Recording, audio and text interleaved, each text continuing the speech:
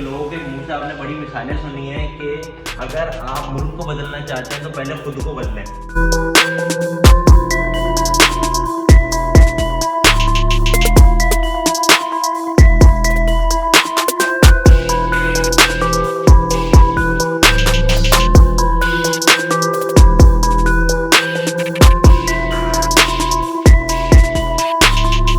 सुलझाने की आवाम के लिए एक ऐसा प्रोजेक्ट है जो कि पहले किसी भी बिल्डर्स की तरफ से ऑफर नहीं किया।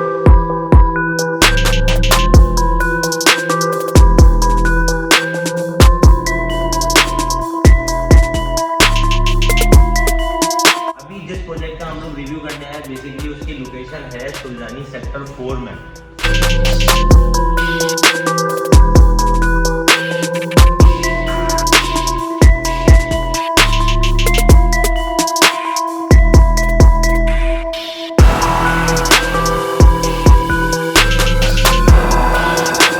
ये प्रोजेक्ट जो है वो सुलझानी के और दीगर प्रोजेक्ट्स जो चल रहे हैं उनसे मुनफरिद है।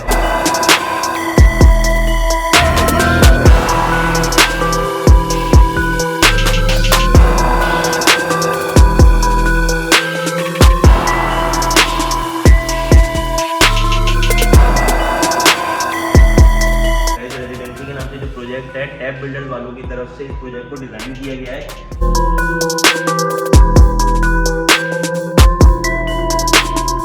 इसके अंदर आपको 2 बेड लाउंज और 3 बेड लाउंज की 2 कैटेगरीज आपको ऑफर की जा रही हैं।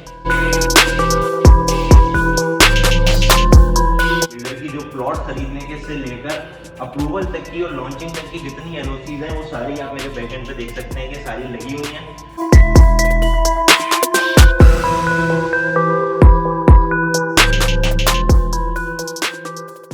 जिस प्रोजेक्ट का हम लोग रिव्यू करने आए बेसिकली उसकी लोकेशन है सुलझानी सेक्टर 4 में। और आप लोगों ने हमारे बिल्डर्स की तरफ से एक चीज़ आपने देखी होगी कि जिस तरीके का इलाका होता है उसी इलाके के हिसाब से अपने प्रोजेक्ट्स को डिज़ाइन भी करते हैं और उसी तरह के लोगों के लिए लेकर आते हैं कि अगर उस इलाके के अंदर जेंट्री थोड़ी सी मिडिल क्लास रहती है तो उन्हीं के हिसाब से वो चीज़ बनाई जाती है। लेकिन जिस प्रोजेक्ट को आज हम लोग आपके लिए लेकर आए सुलझानी के और दीगर प्रोजेक्ट्स जो चल रहे हैं उनसे मुनफरिद है। जिस तरीके से आप लोगों ने देखा होगा कि लोगों के मुंह से आपने बड़ी मिसालें सुनी हैं कि अगर आप मुल्क को बदलना चाहते हैं तो पहले खुद को बदलें। इसी हिसाब से जो है इस प्रोजेक्ट को जो डिज़ाइन किया गया है वो फैज़ रेजिडेंसी के नाम से जो प्रोजेक्ट है टैब बिल्डर वालों की तरफ से इस प्रोजेक्ट को डिज़ाइन किया गया है जो कि सुलझानी की आवाम के लिए एक ऐसा प्रोजेक्ट है जो कि पहले किसी भी बिल्डर्स की तरफ से ऑफर नहीं किया गया। इसके अंदर आपको 2 बेड लाउंज और 3 बेड लाउंज की 2 कैटेगरीज आपको ऑफर की जा रही हैं जिसके अंदर 2 टावर्स हैं और ये प्योरली रेजिडेंशियल बेस्ड प्रोजेक्ट है जिसके अंदर ना ही कोई शॉप है और ना ही किसी किस्म की कोई भी कमर्शियल एक्टिविटी है। बाउंड्री वॉल प्रोजेक्ट होने की वजह से इसके जो दोनों टावर्स हैं उनको आपस में इंटरकनेक्टेड किया गया है और टावर इंटरकनेक्टेड होने के साथ साथ सेंटर में जो दिया गया है वो ओपन टू स्काई यहाँ पर कंपाउंड के अंदर पार्क दिया गया है जो कि फैमिलीज के लिए है। और अगर आप प्रोजेक्ट की फेसिंग को देखें तो इस प्रोजेक्ट की बेसिकली जो फेसिंग होने वाली है वो हमारी मेन रोड की बैक साइड के ऊपर है। अगर आप 4K चौरंगी से हमारे सुलझानी की अब जो नेक्स्ट चौरंगी है डिस्पेज चौक के नाम से जो इन्होंने अपना राउंड अबाउट बनाया है उसका जो डिफरेंस है वो है 800 मीटर। 4K चौरंगी से फैज चौक और फैज चौक से राइट हैंड साइड के ऊपर जब आप देखेंगे तो आपको मिलेगा ग्रीन लाइन बस टर्मिनल और ग्रीन लाइन बस टर्मिनल के साथ ही KDA फ्लैट्स की बैक साइड के ऊपर ये प्रोजेक्ट है। प्लॉट की अगर मैं बात करूं तो 5000 गज का ये प्लॉट है। अब हम बात कर लेते हैं इसकी एनओसीज की।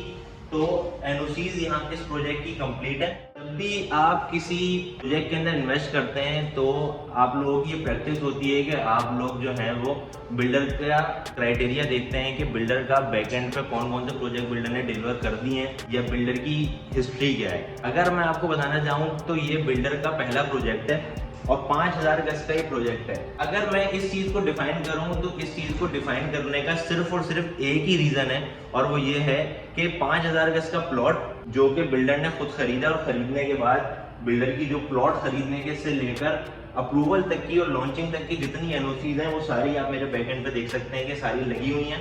अगर मैं आप लोगों को ये कहूँ कि अगर इस बिल्डर ने रास्ते के बीच में भागना होता या जाना होता तो ना वो प्लॉट खरीदता ना ये सारी एनओसीज लेता।